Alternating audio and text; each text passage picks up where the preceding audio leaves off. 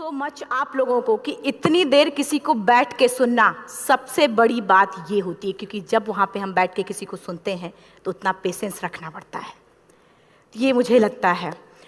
और एक्चुअली मैं 26 साल की हूँ।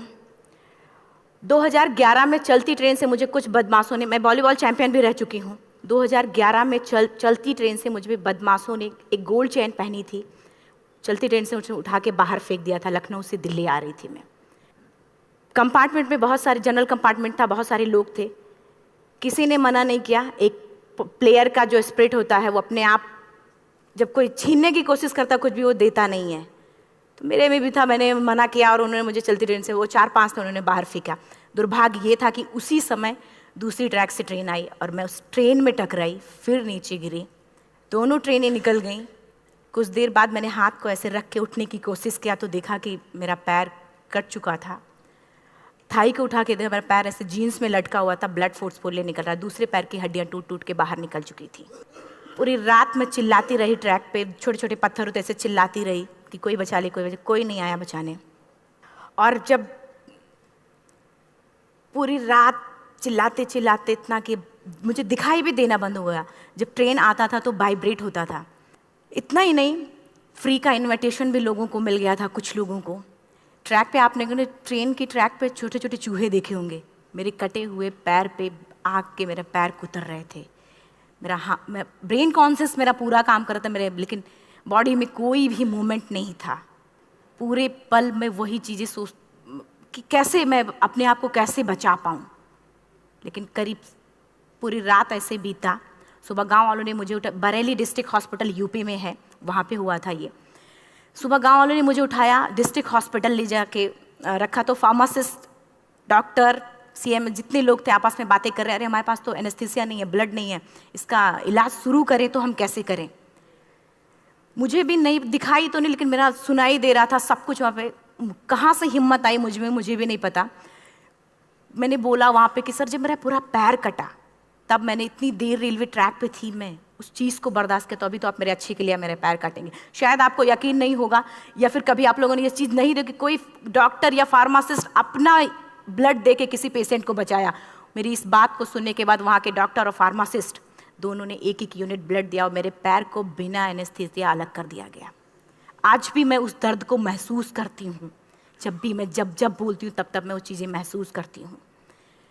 उसके बाद जब बात मीडिया में आई, लोगों को पता चला कि रिमा नेशनल प्लेयर है, KGMC king George medical college Lucknow में एडमिट करा, लखनऊ से फिर sport minister, AIIMS trauma centre Delhi.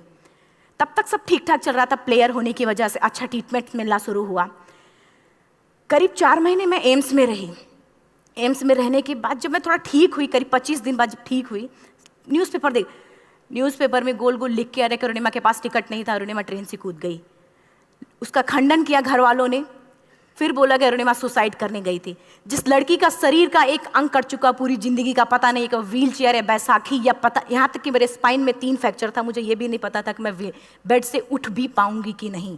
अंदाजा लगाया जा सकता, सिर्फ अंदाजा लगाया जा सकता है कि उसकी दिलो दिमाग पे क्या चल रहा होगा, उस परिवार की क्या स्थिति रही होगी, जब जिस परिवार की एक यंग एज लड़की का इस तरीके का सिचुएशन हुआ हो।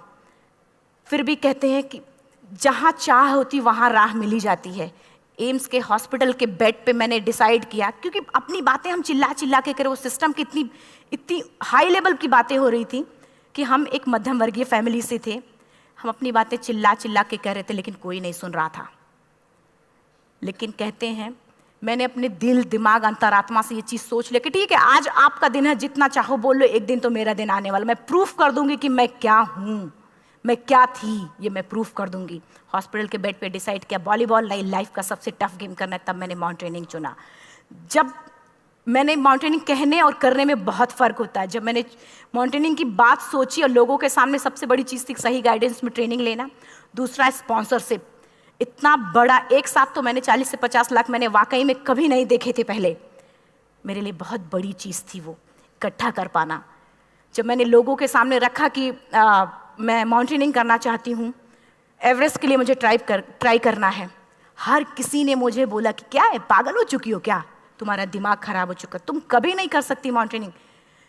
एक पैर आर्टिफिशियल है, दूसरे में रॉड है, और तुम्हारा दिमाग खराब है, स्पाइन में भी फ्रैक्चर है, तुम पागल होगे, चुपचाप कोई नौकरी करो, जीवन यापन करो।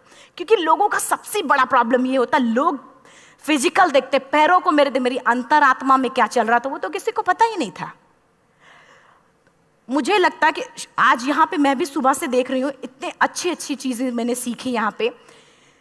बहुत बड़े बड़े स्पीकर को शायद आप लोगों ने भी सुना, आज मैं भी आपको यहाँ पे कि चाहे जितना मोटिवेट करूँ, चाहे जितना चीज़ें मैं बताऊँ, लेकिन मुझे लगता है सबसे बड़ा मोटिवेटर कौन होता? आप खुद। जिस दिन किसी भी लक्ष्य के प्रति आपकी अंतरात्मा जाग गई, आपको कोई नहीं रोक सकता उस लक्ष्य को पाने में। ये मैं किताब से बातें नहीं बोल रही हूँ, ये मैं एक एक पल मैंने ये मैं कोई भी किताब की बातें नहीं, एक एक पल आज जो मेरा 26 साल का एक्सपीरियंस है वो मैं बता रही हूँ सिर्फ आपको। उसके बाद किसी तरीके से मैनेज किया मैंने। भाई साहब, मेरा परिवार मेरा बैकबोन था। परिवार ने मुझे, भाई साहब ने मुझे कहा कि मैडम बछेंद्री पाल जिन्होंने 1984 में एवरेस्ट समिट का, उनसे मिलते हैं, वो जरूर कुछ ना कुछ करेंगे। हॉस्पिटल से निकलने के बाद मेरे राइट लेग में स्टिचेस लगी थी। मैंने डायरेक्टली घर जाने की बजाय, जब लोग ये सोचते हैं कि मुझे अपना जीवन यापन कैसे करना है, जब लोग ये सोचते हैं कि मुझे अपनी ज़िंदगी के, मेरे दिमाग में सिर्फ 2 चीज़ें चल रही थी, मुझे इनका जवाब कैसे देना है और एवरेस्ट समिट कैसे करना है। फर्स्ट तुरंत गए बछेंद्री मैम के पास। जब मिले, मैम ने फर्स्ट टाइम जब मुझे देखा तो उन्होंने कहा, अरुणिमा, उनकी आंखों में आंसू आ गए। उन्होंने बोला, अरुणिमा, तूने ऐसी हालात में एवरेस्ट जैसे दुरूह पहाड़ के बारे में सोचा तो तूने अपने अंदर तो एवरेस्ट फतह कर लिया, अब तो सिर्फ लोगों के लिए। मेरे परिवार को छोड़ के बाहर की पहली ऐसी महिला थी जिन्होंने मुझ पे भरोसा किया था कि हाँ अरुणिमा, तुम कर सकती हो। मेरे लिए वही बहुत बड़ी चीज़ थी। प्लानिंग भी कर ली, मैम भी मिल गई, सब हो गया। लेकिन जब उतरते हैं फील्ड में तब पता चलता कि हम क्या हैं। रोड हेड से मैं पहुंच गई। मैडम ने कहा कि ठीक है, तुम्हारे कहने, तुम्हारे सोचने से कुछ नहीं होगा अरुणिमा, प्रूफ करो कि कर सकती हो। मैंने कहा बस एक मौका चाहिए मुझे। वाकई में जब मैं माउंटेन में पहुंची, रोड हेड से बेस कैंप लोगों को 2 मिनट लगता था, मुझे 3-3 घंटे लगते थे, क्योंकि मेरे राइट लेग की हड्डियां भी नहीं जुड़ी थी। लेफ्ट मेरा आर्टिफिशियल लग चुका था, लेकिन स्टंप एकदम रेड, उसका मतलब घाव एकदम नए थे। मैं अगर पैर रखती थी तो मेरे पैर से जोर से अगर दबा देती थी तो पैर से मेरे ब्लड आने लगता था। सारे लोग नॉर्मल थे वहाँ पे। हर कोई ये बोलता कि एक पीक के लिए जाते थे तो हर कोई मुझे ये बोलता कि अरुणिमा, तुम धीरे धीरे आओ। मेरे दिमाग में हर बार यही बात चलती थी कि क्या है, मैंने एवरेस्ट का प्लान किया, मैं इनके बराबर भी नहीं चल पा रही हूँ। खुद से संकल्प लिया कि कोई बात नहीं, एक दिन ऐसा आएगा कि मैं इनसे पहले जाऊँगी। और आपको शायद यकीन ना हो, आने वाले 8 महीने बाद पूरा का पूरा वेट उठा के बेस कैंप से साथ निकलते और टॉप पे पहले पहुंचते। ऐसे करके देखते थे कि अरे ये लोग तो पीछे। खुशी होती थी। उससे भी ज़्यादा मुझे खुशी तब होना शुरू हुआ जब वो सारे लोग आके मुझसे ये पूछते, मैडम खाते क्या हो, बता दो, पैर नहीं है फिर भी कैसे चलते हो। उसके बाद पूरा मुझे स्पॉन्सरशिप मिला। मैं जब एवरेस्ट के लिए गई, मेरे लिए सबसे बड़ा, एवरेस्ट की जर्नी में मेरे सबसे बड़ा चैलेंज यही था कि दूसरे को समझा पाना। मैं नहीं समझा पाती कि भाई मैं कर सकती हूँ। जब मैं एवरेस्ट के लिए गई, शेरपा होता, शेरपा को जब ये बात पता चला कि मेरा प्रोस्थेटिक लेग है, आर्टिफिशियल लेग है, दूसरे में रॉड, बोला नहीं ले जा सकता, इसकी वजह से तो मेरी भी जान जाएगी।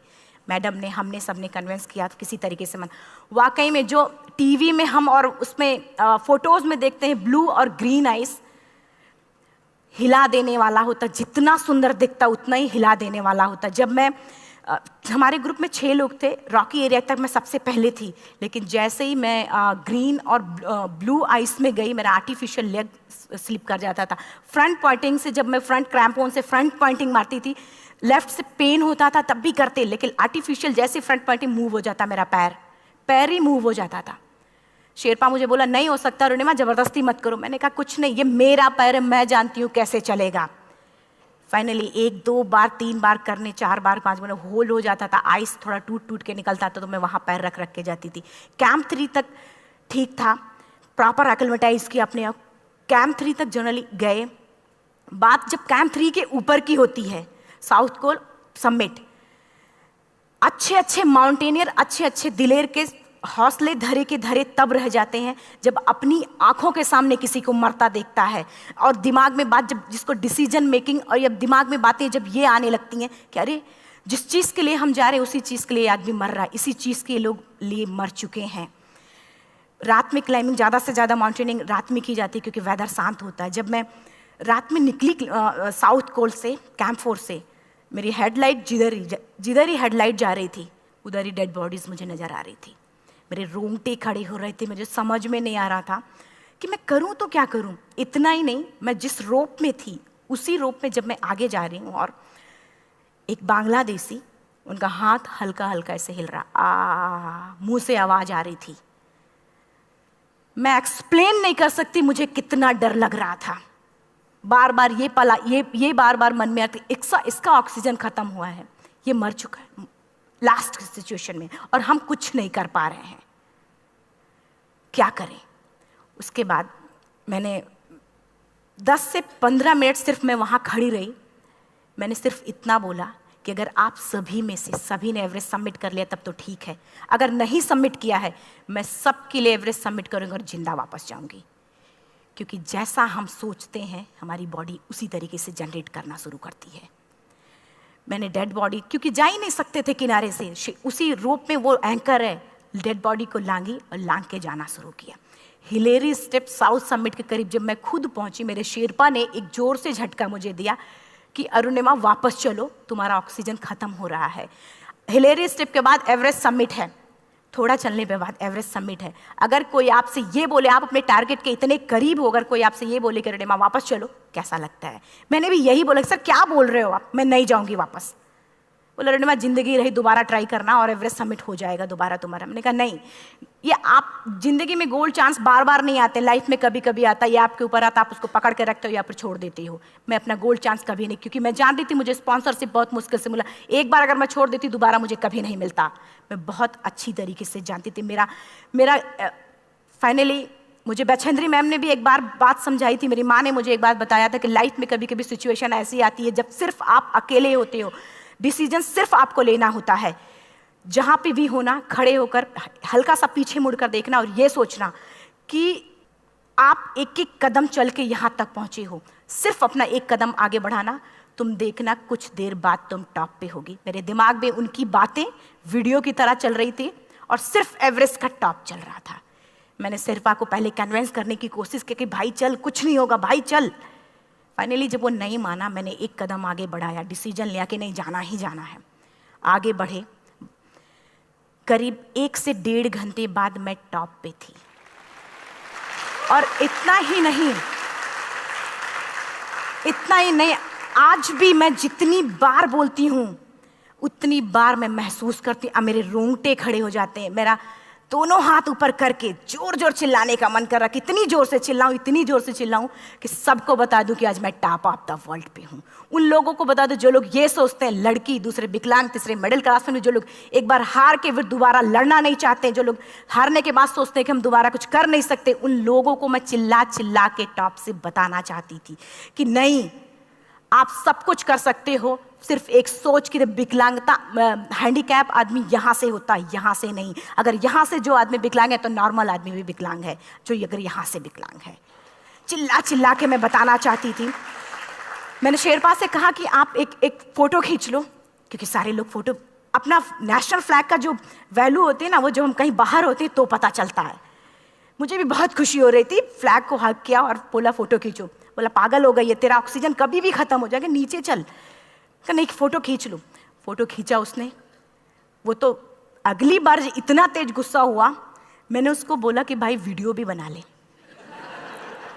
8848 की हाइट पे ऑक्सीजन खत्म हो रहा है। आज हम भी हंस रहे हैं आप लोगों के साथ क्योंकि यहाँ पूरा ऑक्सीजन है। और 8848 की हाइट पे जब मुझे शेरपा, कोई भी शेरपा को बोलेगा भाई वीडियो बना, तो परेशान हो जाएगा, पागल हो चुकी क्या, तुम मर जाए, यहाँ मैं जा रहा हूँ नीचे। मैंने कहा नहीं, कुछ नहीं होगा, आप बनाओ वीडियो। किसी तरीके से मैं 4-5 पेयर बैटरी रख के लेके गई कि डिस्पोजल कैमरा, एक अलग कैमरा की, मतलब एक नहीं काम करेगा तो दूसरा करेगा, प्रॉपर प्लानिंग से। शायद आप लोग भी सोचो कि वाकई में लड़की को इतना बड़ा रिस्क लेने की क्या जरूरत थी, कि जिंदगी कभी भी जा सकती थी इसकी। लेकिन मैंने वो रिस्क लिया क्यों?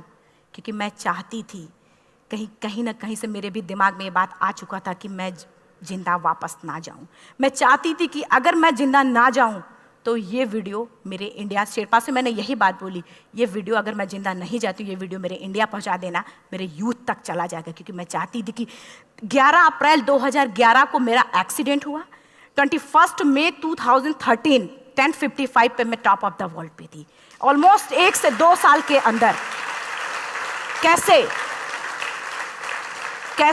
यहाँ से मैंने ये चीज़, मैंने कभी भी कामयाब होने के, मेरी वो जिंदगी बन चुकी थी, मेरा जुनून बन चुका था, मेरा पैशन मेरा जिद बन चुका था। वो मेरा सोते उठते बैठते सिर्फ मुझे एवरेस्ट दिखाई जाए। और मुझे लगता है किसी को भी अगर अपना लक्ष्य पाना है, यहाँ से अगर वो पागलपन जब तक नहीं आएगा तब तक नहीं होगा। वो फाइनली उसने वीडियो बनाया।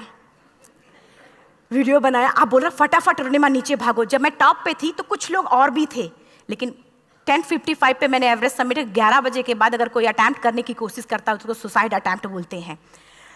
जैसे ही मैं नीचे चलना शुरू की, मैंने कहा भाई हाँ चल नीचे चलते हैं।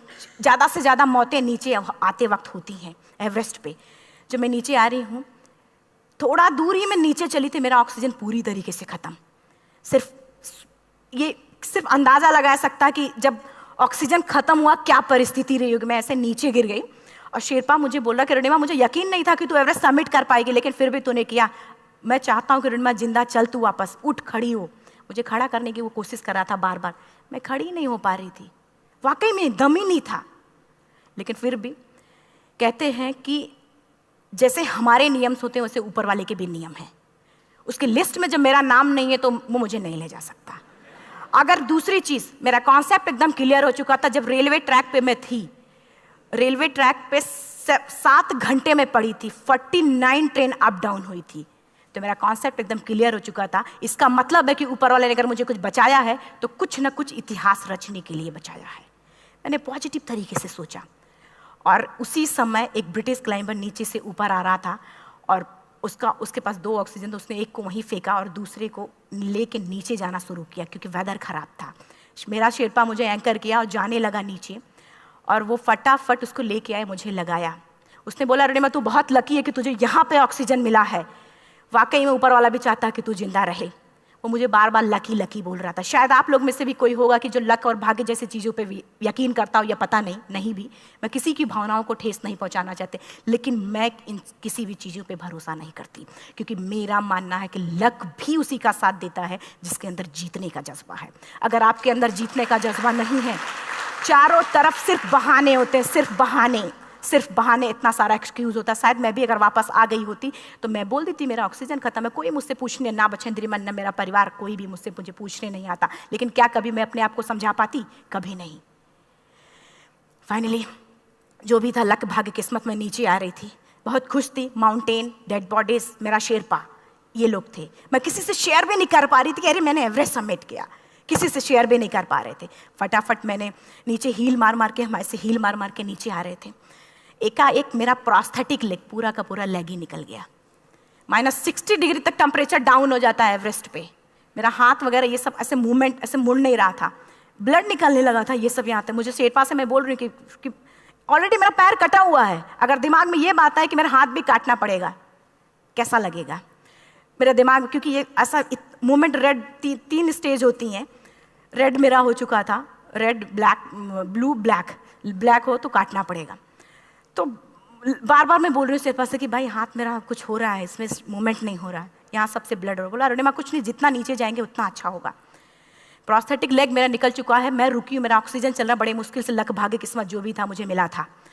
शेरपा मेरे आगे है, लास्ट मोमेंट तक वो मुझे बोलेगा, अगर वो मैं नहीं चलती वो मुझे छोड़ के चला जाए। गलती उसकी भी नहीं होती, क्योंकि वो क्या करे, क्लाइंबर की वजह से, या तो अपनी जान वो भी दी, गलती उसकी भी नहीं है।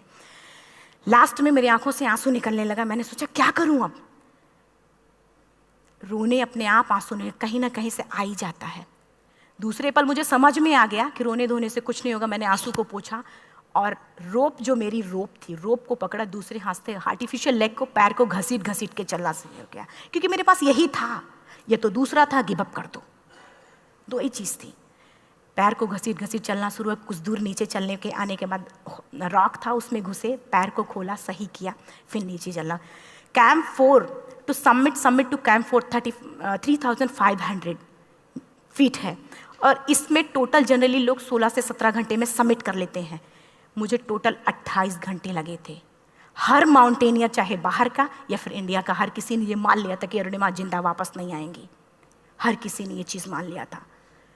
लेकिन मुझे लगता, जब मैं वापस साउथ पोल पहुंची, जब मैं टेंट का जिप खोला, मैंने हर किसी ने कहा कि अरे तू यहाँ है, हम तो सब सोच लिए थे तू चली गई। हर किसी ने ये बोला था। फिर सब खुशी मना रहे थे हम सब।